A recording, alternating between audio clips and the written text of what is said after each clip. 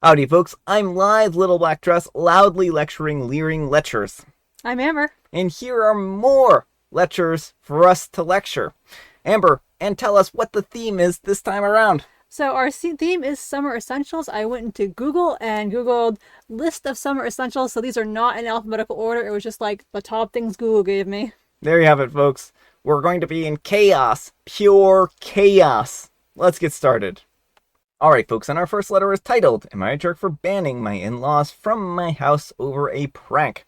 I'm a 29-year-old female, and I'm married to my husband, Matt, a 31-year-old male, and I am currently pregnant with our first child. I also have a 7-year-old daughter, Fern, from a previous relationship. I have never had the best relationship with my in-laws, especially my mother-in-law, due to them judging me for having a child out of wedlock at the age of 22.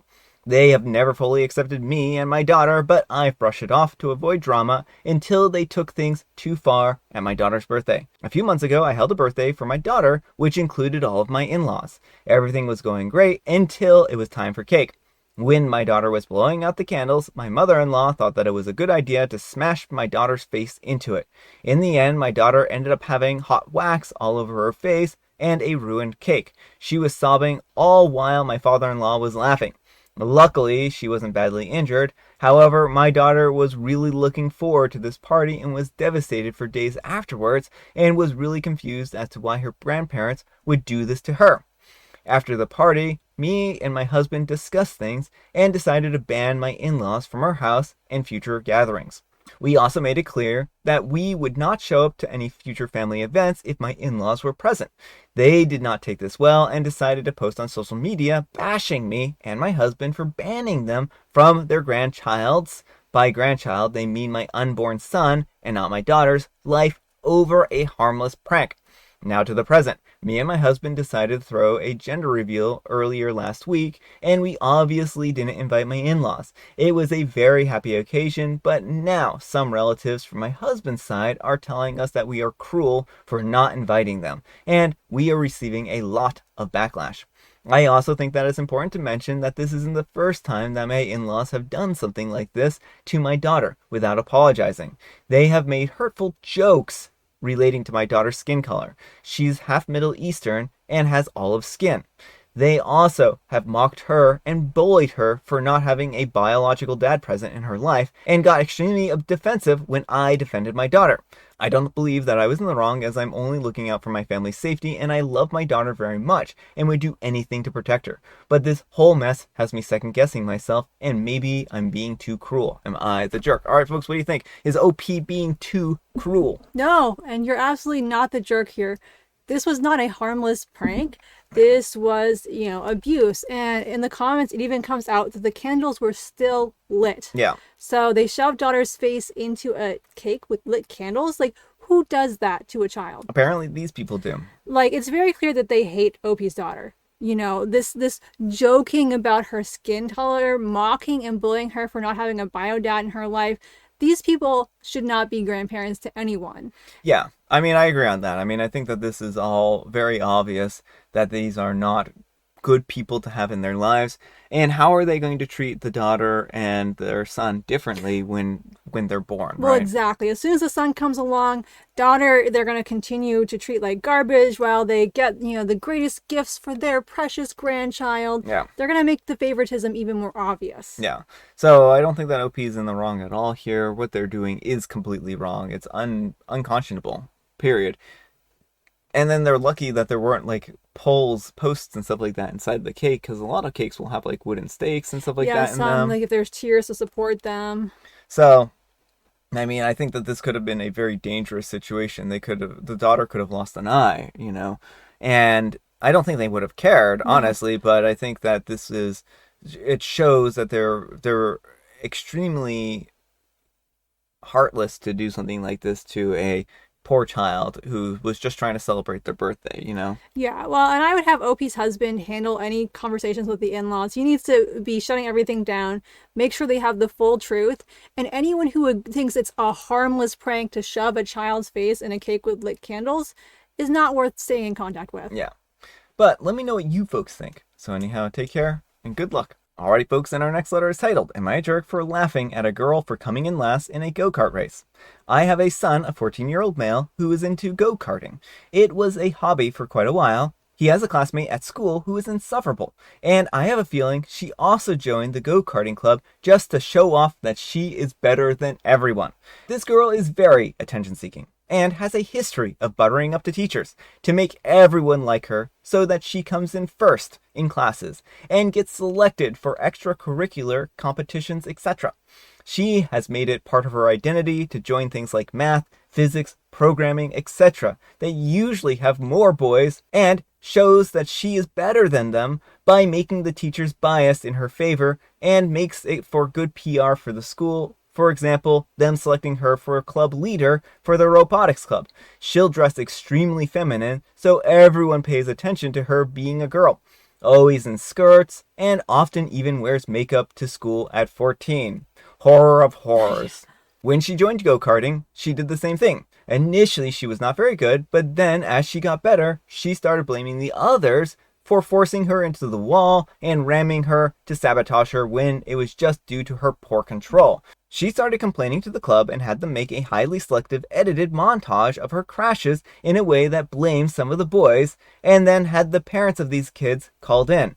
After that, everyone was scared to not let her pass, so she started winning a lot of the races. The other day, during a tournament race organized by the club, she clearly tried blocking someone from passing at a curb by slowing down before the curb, and the boy trying to pass her had to crash right into her rear corner. It backfired, and she got pushed into the wall, and he managed to save it. She ended up coming in last and complained that everyone was targeting her again and was almost in tears.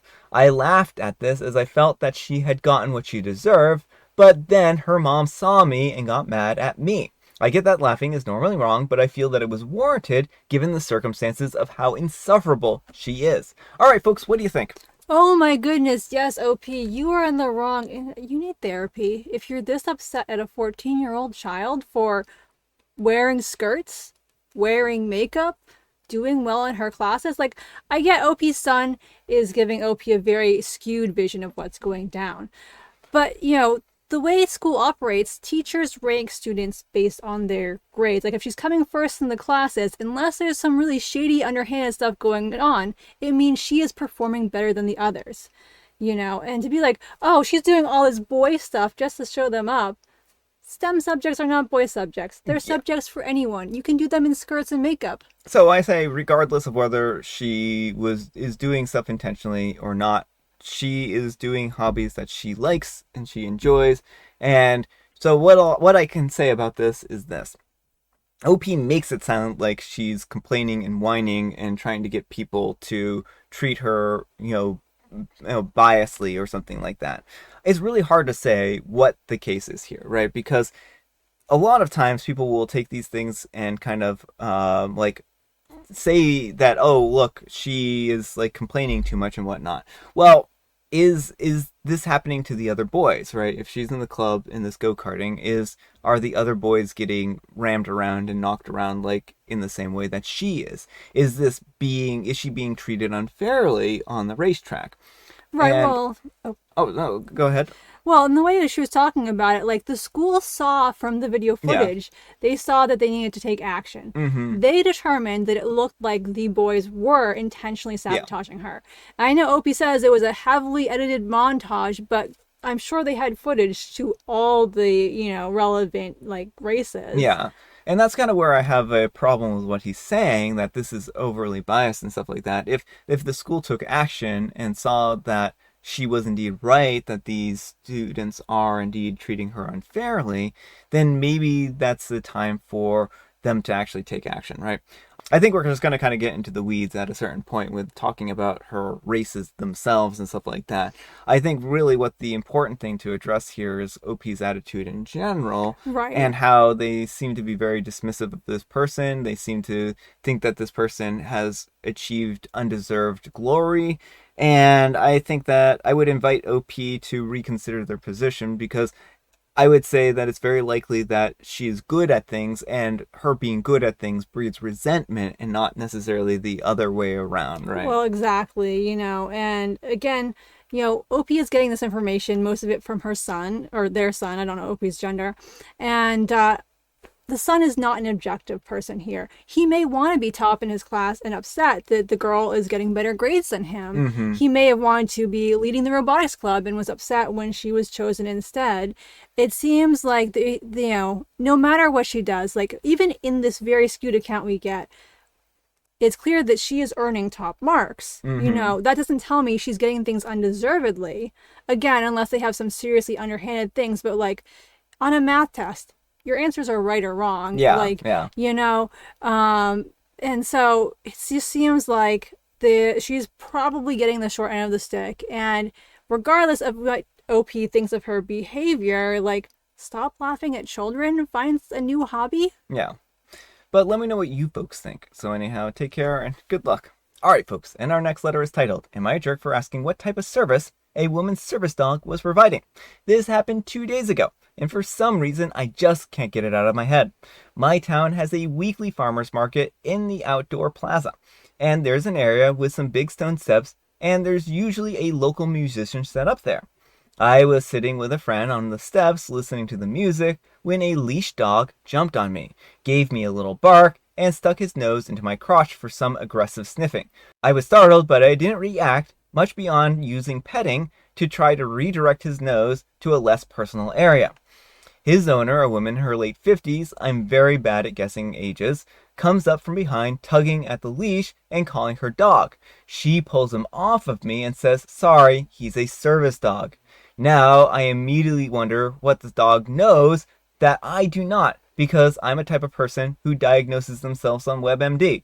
I am paranoid that the dog was not just sniffing to be friendly, but because he may have detected something wrong with me. The dog was wearing a vest, but it had no symbols or tags to indicate what flavor of chronic illness I almost certainly have. So I asked the woman, what type of service does he provide? And she snaps at me and says, he's for a medical condition. I can't believe you would ask that. It's so rude to ask someone that. And then she walks off angrily. She's not wrong. It was very rude to ask a stranger about their medical condition. But on the other hand, I feel that her dog sticking his nose into my shorts kind of gave me the right to ask. So am I the jerk? All right, folks, what do you think? Not the jerk. And very clearly, her dog is not a service dog, because a trained service dog will not jump on people and bark at people and sniff their crotches, And so I understand that OP was worried about potentially like there being some kind of medical issue, but rest assured, OP, there is no medical issue because this is not a service dog. Yeah, I would think that it would be unlikely that this would be anything beyond an emotional support animal, and there's a difference between emotional support animals and service animals, right? And I'm not saying that emotional support animals aren't important. I do think that they are important, but they certainly have different laws and rules and regulations surrounding them. Right, because, service dogs are medical devices. They are trained for very specific purposes, and they have to behave in certain ways to be able to be in public at all times. Mm-hmm. Whereas an emotional support animal doesn't have the same training, so there may be public environments where it's not suitable for the dog to be. Yeah.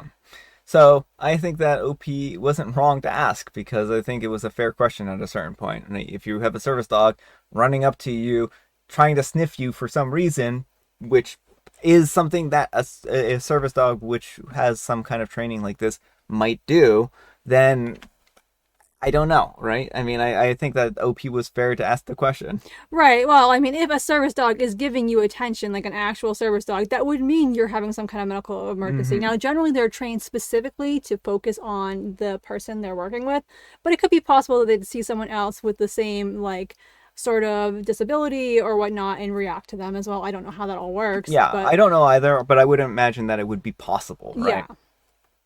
But let me know what you folks think. So anyhow, take care and good luck. Alright folks, it is tea time. Grab your beverages of choice. I've got some tea right here. And Amber, she has a vacation joke. Woman, can you give me a room and a bath? Hotel clerk, I can give you a room, but you'll have to take your own bath. I think that would be weird. I think that would be weird. And I have Mega Mint. Alright, folks, that's all the time we have for today. Thank you so much for watching. Happy Friday, Junior. Happy Friday, Junior. Thanks so much to Amber for joining me today. Thank you for having me. Amber, we need some kind of moral advice and or guidance, and please have it on cake. Don't use cake to abuse children. I think that's great advice. Thanks so much for watching, and we'll see you all tomorrow. Bye.